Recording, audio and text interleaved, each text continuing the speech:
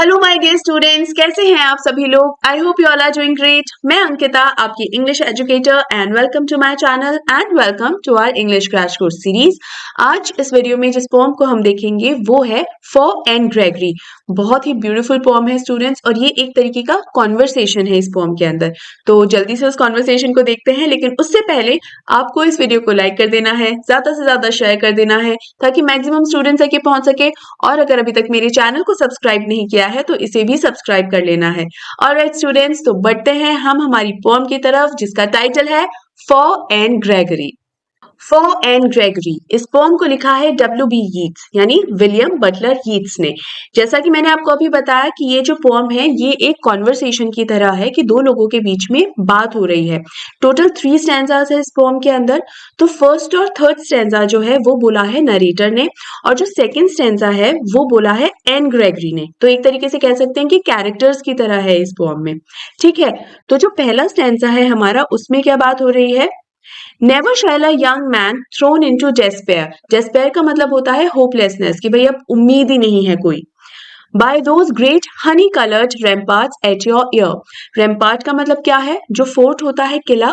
तो किले की जो दीवारें होती हैं वो बहुत ही ऊंची ऊंची दीवारें होती हैं, ताकि अगर कोई अटैक हो तो उससे बचने के हिसाब से। ठीक है, तो बहुत ऊंची दीवारें होती हैं। तो वो ऊंची दीवारें उस किले के एक प्रोटेक्शन की तरह होते हैं, सेफ्टी गार्ड्स की तरह होते हैं। ठीक है, love you for yourself alone and not your yellow hair. तो यहाँ पर इस कॉन्वर्सेशन में बेसिकली क्या बात हो रही है कि एन ग्रेगरी एक लड़की है जो कि बहुत ही ज्यादा खूबसूरत है, और बहुत सारे लड़के हैं जो उसे बहुत पसंद करते हैं और उसके लिए पागल हैं, उसके लिए दीवाने हैं, because she is so so beautiful.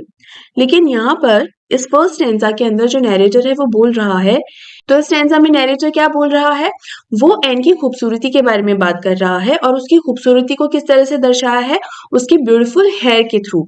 कि उसके हनी कलर्ड हेयर है, येलो कलर्ड हेयर है, उसके बालों के रंग बता रहा है और कह रहा है कि शी इज सो ब्यूटीफुल, और इतनी खूबसूरत है कि कोई भी लड़का उसकी खूबसूरती के पीछे दीवाना हो सकता है, और कोई भी लड़का उसकी खूबसूरती के पीछे और उसके प्यार में डेस्पेयर हो सकता है, होपलेस हो सकता है कि देखो कितनी ज्यादा खूबसूरत है, और अगर मुझे एन ग्रेगरी का प्यार नहीं मिला तो मैं तो एकदम एक फेलियर की तरह हूँ। फिर मैं तो डेस्पेयर यहाँ पर उस यंग लड़के का एक फेलियर की तरह दिखाया गया, फेलियर बताने के लिए लिखा गया है कि अगर मुझे एन का प्यार नहीं मिल रहा है तो इसका मतलब मैं तो एक फेलियर हूँ। ठीक है, बट यहाँ पर नरेटर क्या समझाना चाह रहा है कि this love of this young man is not for Anne but her beauty.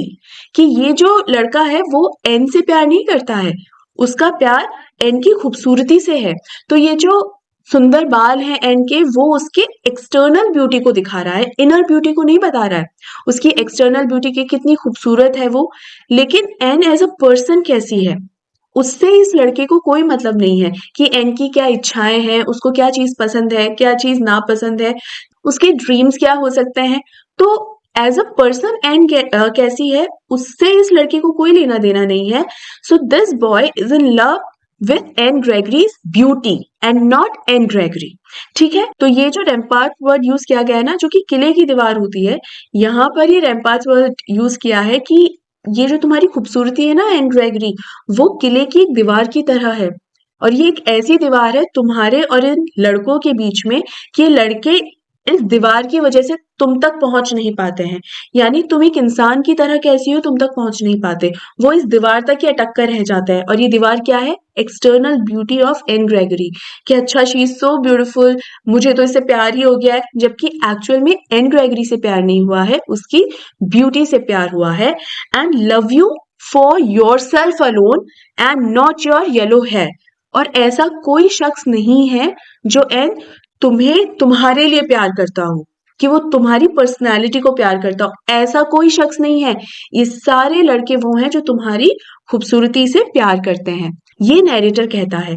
अब नेक्स्ट स्टैंजा के अंदर एन ग्रेगरी जो है, नैरेटर की इस बात को सुनकर अपनी एक इच्छा बताती है कि एन खुद क्या चाहती है। क्या बोलती है, but I can get a hair dye and set such colour there, brown और ब्लैक और carrot, that young man in despair. तो क्या कहती है, क्योंकि भाई ये जो मेरी खूबसूरती को प्यार कर रहे हैं, और या ये जो मेरी खूबसूरत जुल्फे हैं, उन्हें जो इतना पसंद कर रहे हैं, उनका जो ये हनी कलर और येलो कलर इनको पसंद आ रहा है मेरे बालों का, तो ये कलर तो मैं कभी भी चेंज कर सकती हूँ, मैं उनको ब्राउन कलर में, ब्लैक कलर में या कैरेट कलर में कभी भी चेंज कर सकती हूँ, तो डाई कर सकती हूँ ना मैं अपने बालों को। वॉट शी मीन्स इज कि समय के साथ ब्यूटी हमेशा नहीं रहती है। मतलब अगर आप आज बहुत खूबसूरत लग रहे हो, लेकिन जैसे जैसे एज बढ़ती जाती है, चेहरे पे झुर्रियां भी आने लग जाती हैं, ग्रेज आने लग जाते हैं, बाल सफेद होने लग जाते हैं, है कि नहीं? लेकिन अगर आप किसी इंसान को चाहते हो, किसी इंसान को पसंद करते हो, तो समय के साथ वो जो प्यार होता है, वो जो लव होता है और रिस्पेक्ट जो होती है, वो और गहरी होती चली जाती है और वो बॉन्ड और भी ज्यादा स्ट्रांग होता चला जाता है। एन ग्रेगरी को एक ऐसा ही बॉन्ड चाहिए, एक ऐसा ही रिलेशनशिप या एक ऐसा ही लव चाहिए कि जो मेरी ब्यूटी को नहीं, जो मुझसे प्यार करे, कि मैं एज अ पर्सन कैसी हूँ, मैं क्या चाहती हूँ, मेरी क्या इच्छाएं हैं, मेरे क्या ड्रीम्स हैं, है ना, और मेरे मन में क्या बातें हैं, वो कोई जानना चाहे। ठीक है, ये जो मैंने थोड़ी देर पहले भी आपको एन के बारे में बहुत सारी चीजें बोली थी कि वो एज अ पर्सन कैसी है, वो सारी चीजें, इतने सारे वर्ड्स मैंने इसलिए बोले कि आपको अपना आंसर लिखने में ना उससे बहुत हेल्प मिलेगी, आप ज्यादा अच्छे से उसको प्रेजेंट कर पाओगे।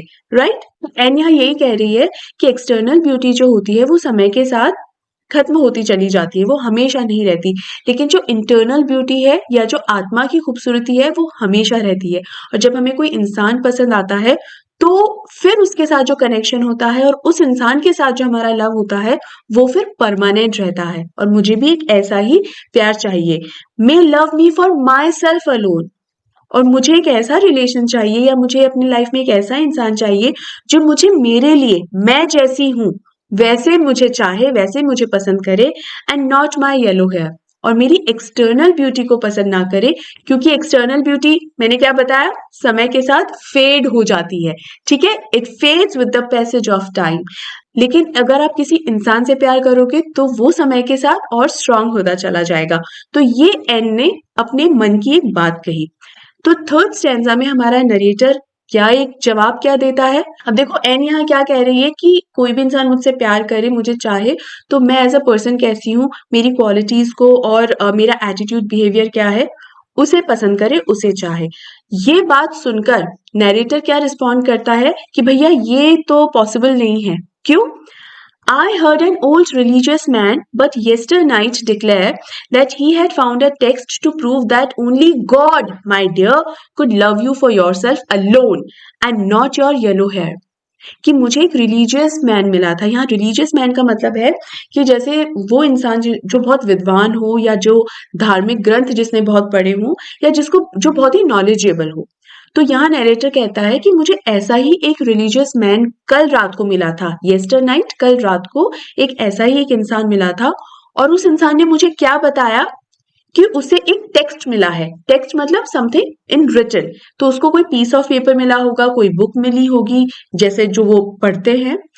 तो उसे कहीं पर तो ये लिखा हुआ मिला है, क्या मिला है, कि सिर्फ भगवान ही है, देयर इज ओनली गॉड, जो तुम्हें तुम्हारे लिए प्यार करेगा, तुम जैसे हो वैसे तुम्हें प्यार करेगा। तुम्हारी एक्सटर्नल ब्यूटी या तुम्हारी जो फिजिकल ब्यूटी है, वो भगवान के लिए कोई मायने नहीं रखती। तुम जैसे भी हो वैसे से तुम्हें चाहेगा, और जिसको कहते हैं ना एकदम ट्रू लव, तो वो ट्रू लव अगर तुम्हें चाहिए वो तुम्हें सिर्फ भगवान से ही मिल सकता है। तो बेसिकली ये नैरेटर थर्ड पैराग्राफ में ये कहना चाह रहा है कि एन, तुम्हारी ये जो इतनी हाई एक्सपेक्टेशंस है ना कि कोई इंसान तुम्हें इस तरह से चाहे जो तुम्हें सिर्फ तुम्हारे लिए प्यार करे, तो ये कुछ ज्यादा ही हाई एक्सपेक्टेशंस है, हाई होप्स है। ये तुम किसी इंसान से कभी भी उम्मीद मत रखो, ये उम्मीद तुम सिर्फ भगवान से ही रख सकती हो। राइट, तो ये था एक्सप्लेनेशन इस पोम का बेटा, आई एम श्योर अच्छे से समझ में आ गया होगा। अब हम आगे बढ़ते हैं और यहाँ देखते हैं इस पोम की थीम क्या है। मैं फिर से शिफ्ट होकर उस साइड में चली जाती हूँ ताकि आपको क्लियरली दिखाई दे। तो इस पोम की थीम ये है कि जो एक्सटर्नल ब्यूटी होती है, फिजिकल ब्यूटी होती है, या देखने में कोई इंसान जब हमको अच्छा लग रहा होता है, तो ये सिर्फ हम इंसानों की ही आदत होती है कि अरे वो देखो कितना सुंदर है या कितनी खूबसूरत है। हम इंसानों को ही वो खूबसूरती वाली क्वालिटी पसंद आती है, लेकिन भगवान के लिए खूबसूरती कोई मायने नहीं रखती। भगवान एक इंसान को इंसान के लिए प्यार करता है कि उस इंसान के गुण क्या है, उसकी क्वालिटी क्या है। किसी इंसान में इतना कैलिबर नहीं है कि वो दूसरे इंसान को सिर्फ उस इंसान की क्वालिटीज की वजह से चाह ले। ठीक है, इसका मैसेज क्या है? मैसेज इस फॉर्म में ये आता है कि ट्रू ब्यूटी जो होती है ना कम्स फ्रॉम विद इन। मतलब एक इंसान का रवैया कैसा है। हम कहते हैं ना कोई इंसान बहुत खूबसूरत लगता है तो उससे बात करने का मन करता है, लेकिन अगर वो इंसान का बात करने का तरीका और रवैया बहुत खराब होगा ना तो कुछ समय बाद आप उससे बात कंटिन्यू करना नहीं चाहोगे। इसलिए it doesn't matter how you look, what matters is how you behave, right? So your inner beauty, your soul, the purity of your soul, ठीक है, the goodness of your heart is the true beauty, ठीक है, and that people should value। और लोगों को, हम सभी को वही वैल्यू करना चाहिए। कोई दिखने में कैसा है उससे कोई फर्क नहीं पड़ता, कोई इंसान उसका एटीट्यूड बिहेवियर कैसा है उसी से फर्क पड़ता है और हमें भी उसी को ही वैल्यू करना चाहिए, ठीक है। फिजिकल अपीयरेंस मायने नहीं रखती है। Next is the rhyme scheme of this poem. तो इसकी राइम स्कीम है ABCBDB, ठीक है। ये मैं बहुत पहले भी आपको कई बार बता चुकी हूँ राइम स्कीम क्या होती है। जो दो वर्ड्स होते हैं ऊपर नीचे उसको मतलब सारे वर्ड्स को आपस में देखते हैं राइम आ रही है या नहीं, और सिमिलर राइमिंग वर्ड्स को हम सिमिलर अल्फाबेट से डिनोट कर देते हैं, ठीक है। तो ये हो गई rhyme scheme. Now the poetic devices. जब भी कोई इंसान अपनी बात को बहुत ही इम्पैक्टफुली नए अंदाज में और बेहतरीन तरीके से प्रेजेंट करता है तो पोएटिक डिवाइसेस का इस्तेमाल करता है, and it aids beauty to the poem, या नॉट जस्ट पोएम, जो भी बात आप कह रहे हो। So poetic devices add beauty to that piece of writing, ठीक है, राइटिंग या स्पीच, ठीक है, जो भी। तो these are some of the poetic devices in the poem. सबसे पहला है मेटाफर। मेटाफर क्या होता है? Direct comparison. इस पोएम में डायरेक्ट कंपैरिजन क्या है कि एन के जो हेयर है या उसकी खूबसूरती है, ब्यूटी है, उसको डायरेक्टली किससे कंपेयर किया गया है? रैम्पार्ट्स ऑफ अ फोर्ट। फोर्ट या किला, उसके जो प्रोटेक्टिव वॉल जो होती है, जो दीवार होती है, उससे एन के हेयर को डायरेक्ट कंपेयर किया गया है। So it's the metaphor in this poem. Alliteration क्या होता है? एक सेंटेंस में जितने भी वर्ड्स होते हैं उन सभी वर्ड्स के फर्स्ट लेटर का साउंड आप देखिए, और जो सेम साउंड रेपिटेशन होता है, सेम साउंड रेपिटेशन, सिर्फ वर्ड के पहले लेटर के साउंड की बात कर रही हूँ, सेम साउंड रेपिटेशन जो होता है उसे ही ऑलिट्रेशन कहते हैं। इस पोएम में ऑलिट्रेशन कहाँ है? जो योर येलो में य साउंड जो आ रहा है, योर में भी य, येलो में भी य। उसके बाद सेकंड स्टैंजा में सेट सच स साउंड रिपीट हो रहा है। थर्ड स्टैंजा में ही हैड में ह साउंड, और योर येलो में य साउंड रिपीट हो रहा है, यानी तीनों स्टैंजाज में ऑलिट्रेशन है। नेक्स्ट इज टंग ट्विस्टर्स जो होते हैं वो ऑलिट्रेशन का सबसे बेहतरीन एग्जाम्पल्स होते हैं। सारे टंग ट्विस्टर्स ऑलिट्रेशन नहीं होते, लेकिन वो टंग ट्विस्टर्स जिसमें जैसे ब्लू बैग, ब्लैक बैग, ये बोलते हुए मैं ही अटकने लग जाती हूँ टंग ट्विस्टर में। I am not good at all, ठीक है, लेकिन टंग ट्विस्टर्स बहुत अच्छे एग्जाम्पल्स होते हैं, and most of the tongue twisters are fine example of alliteration, ठीक है। देन इंजैममेंट। इंजैममेंट क्या होता है बेटा? यहाँ देखो ऑलरेडी मैंने लाइंस यहाँ बनाई हुई ड्रॉ करी हुई है। इंजैममेंट होता है पंक्चुएशन से रिलेटेड, ये एक पोएटिक डिवाइस होती है कि डिफरेंट लाइंस होती हैं, सेंटेंस एक सिंगल होता है, तो एक सिंगल सेंटेंस जब एक लाइन से दूसरी लाइन तक जाता है विदाउट एनी पंक्चुएशन मार्क, किसी भी तरीके का पंक्चुएशन मार्क, तो उसे क्या कहते हैं? इंजैममेंट। और ये जो मिनिमम लेंथ ऑफ सेंटेंस होता है वो मिनिमम क्या होना चाहिए? One sentence plus one word in the next line, ये होना चाहिए। एक sentence and one word in the next line, ये मिनिमम होना चाहिए। मैक्सिमम कितना भी लेंदी हो सकता है। तो ये यहाँ पर एग्जाम्पल के तौर पे देखिए, I heard an old religious man से लेके दैट ओनली गॉड, ये जो मैंने ब्रैकेट क्लोज किया है, यहाँ से लेकर आई हर्ड से लेकर ओनली गॉड तक कोई भी पंक्चुएशन मार्क बीच में नहीं है, तो ये पूरा का पूरा एक एंजॉयमेंट है। फिर इस कॉमा के बाद सिर्फ लिखा हुआ है माई डियर, दो वर्ड्स हैं और फिर कॉमा आ गया, तो यहाँ ये पूरा सेंटेंस नेक्स्ट लाइन तक एक्सटेंड नहीं हो पा रहा है। So in this case it will be what? It will not be an enjoyment, ठीक है। एंड देन नेक्स्ट लाइन में कुड लव से लेकर हेयर तक अगेन कोई पंक्चुएशन मार्क नहीं है, तो फिर से ये एंजॉयमेंट हो गया। यहाँ हो गई हमारी पोएटिक डिवाइसेस। अब देख लेते हैं हमारे इंपॉर्टेंट क्वेश्चंस जो कि बहुत ज्यादा जरूरी है, एग्जाम में बिल्कुल आ सकते हैं। टोन क्या है इस पोएम की? Contemplative and introspective. कॉन्टेम्पलेटिव का मतलब होता है to think carefully, and introspective का मतलब होता है किसी की फीलिंग्स को, उसके इमोशंस को एग्जामिन करना या एनालाइज करना एक तरीके से।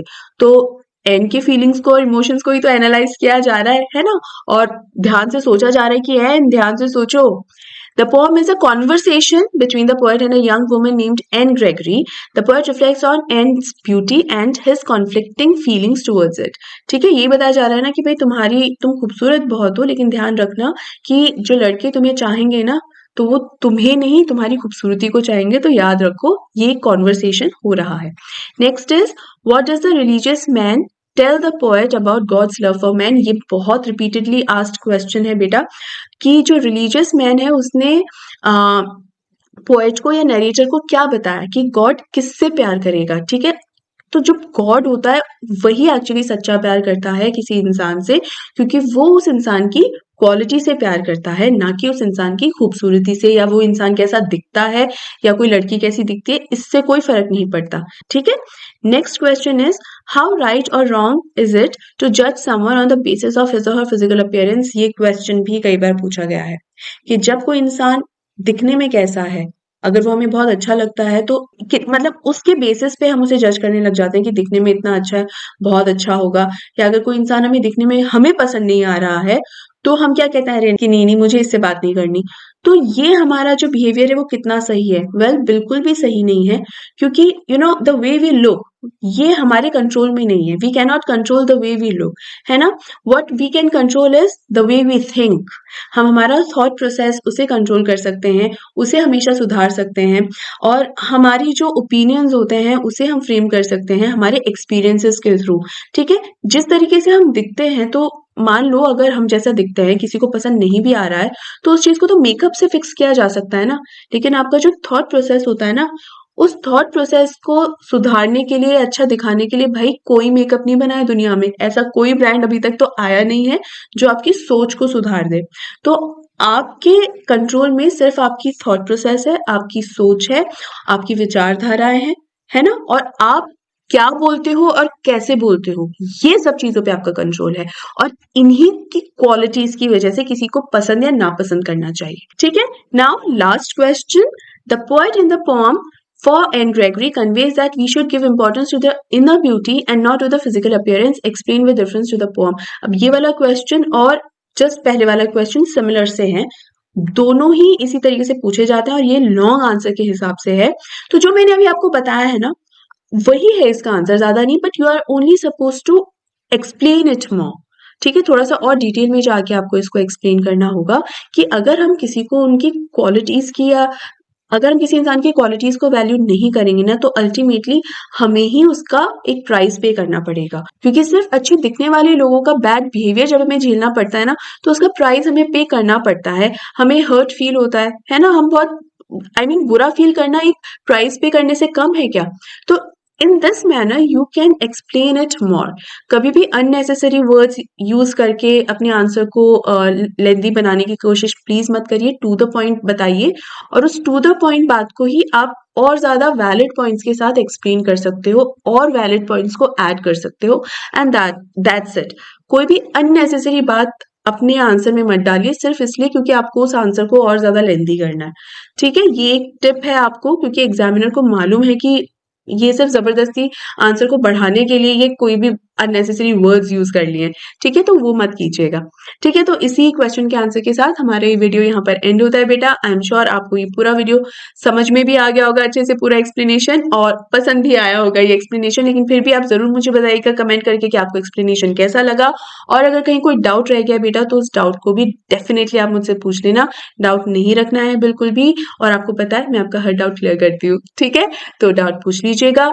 इस वीडियो को लाइक कर दो, ज्यादा से ज्यादा शेयर कर दो, मैक्सिमम स्टूडेंट्स तक पहुंचाना है इस वीडियो को, ठीक है। इसके अलावा चैनल सब्सक्राइब नहीं किया है तो इसे भी सब्सक्राइब कर लीजिए। हम मिलते हैं बहुत ही जल्द अगले वीडियो में। तब तक अपना ध्यान रखिए, take care and good bye.